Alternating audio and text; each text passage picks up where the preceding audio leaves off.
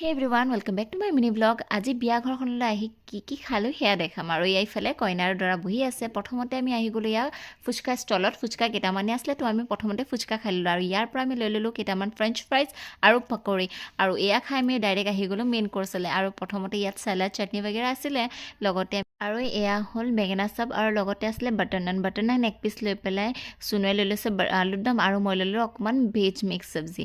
আৰু এয়াটো দেখি পেলাই গম পাইছে চাগে কি হয়, সকলো অসমীয়াৰে প্ৰিয় ঘাৰ। এইখিনি লৈ পেলাই আমি বহি গ'লোঁ এয়া মাহঁতৰ লগত।